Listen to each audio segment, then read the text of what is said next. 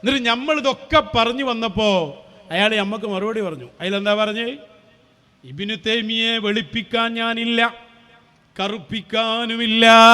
അതാ പിന്നെ കിട്ടിയ മറുപടി. കേട്ടോളൂ. ആരും ഇബ്നു തൈമിയെ വെളുപ്പിക്കാൻ പോകണ്ട, കറുപ്പിക്കാനും നമ്മൾ പോകുന്നില്ല. നമ്മൾ ഇമാമിങ്ങൾ പറഞ്ഞത് എടുത്തുദ്ധരിച്ച് പറയുകയല്ലാതെ നമ്മളെ സ്വന്തം വകയിൽ ഒരു കാര്യവും പറയാറില്ല.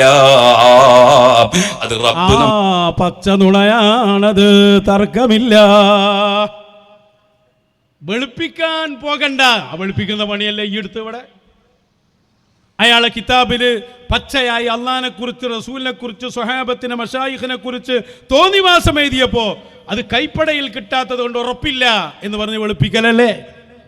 അയാളെ കുറിച്ച് നിലപാട് പറയണ്ട എന്ന് പറഞ്ഞ് വെളുപ്പിക്കലല്ലേ? അയാൾ തൗബ ചെയ്തു എന്ന് പറഞ്ഞ അതിലും വലിയ വെളുപ്പിക്കൽ എന്താ?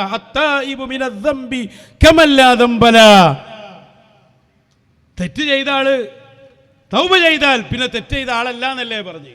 ഏറ്റവും വലിയ വെളുപ്പിക്കൽ അതാ ഈ എടുത്ത്. കറുപ്പിക്കാനുമില്ല, ഞങ്ങൾ കറുപ്പിക്കാനുണ്ട്. കാരണം എന്താ?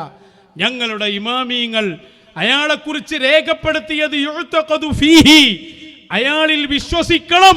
അന്നഹു മുബ്തദിഉൻ എന്ന് പറഞ്ഞാൽ വാഴക്കാട് ഗണ്ണനത്തിൽ അന്ന് വായിച്ച ഇബാറത്ത് അങ്ങനെ തന്നെ വിശ്വസിക്കുന്ന ഒരു സമൂഹം ഈ ഭൂമിയിലുണ്ടെങ്കിൽ അത് സാവിയത്ത് സൂഫിയയാണ് എന്ന് വാഴക്കാട്ടുകാരെ പേരോടിനെ ഒന്ന് അറിയിച്ചാൽ വളരെ നല്ലതാണ്. അതിൻ്റെ നിലപാടങ്ങൾ പറഞ്ഞു. കേരള യാത്രയ്ക്ക് നിർത്തിച്ചിട്ടൊന്ന് വിശദീകരിക്കും.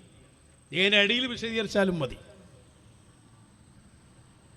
പേരോടിനല്ലേ കൂടെ കൂട്ടിയത്? നല്ല സാധന.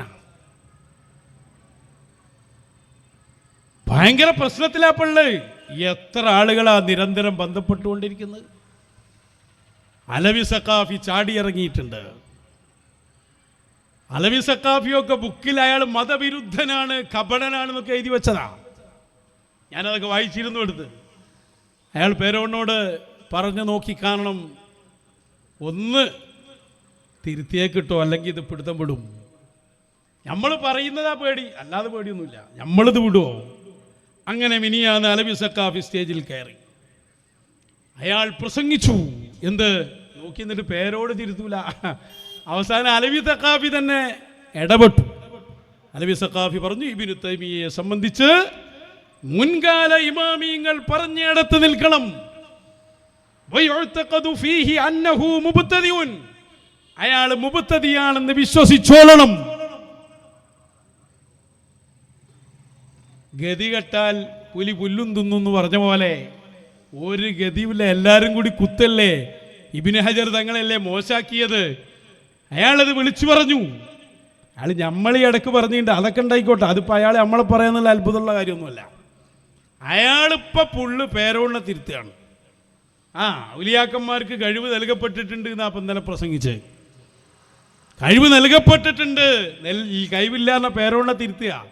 ഈ പേരോടിനെ അടങ്ങാറാണ്ടാച്ച് ലാസ്റ്റ് ഞമ്മക്കൊരു തട്ടും. അതാണ് നിൽക്കട്ടെ, അങ്ങനെ വിശദീകരിക്കുക. പിന്നെ പേരോടിന് കൊടുക്ക്, മുസ്ലിമീങ്ങളെ ഈമാൻ കാക്ക്. പക്ഷെ അത് എത്രത്തോളം വിജയിക്കും എന്നറിയില്ല. അലവി സഖാഫി യാത്രയിൽ തന്നെ ഉണ്ടാവുമെന്ന് ഇപ്പം എനിക്ക് സംശയമാണ്. അന്നത്തെ പ്രസംഗം വെച്ച് കൊടുത്ത് വെക്കട്ടെ, അലവി ഇടപെടട്ടെ.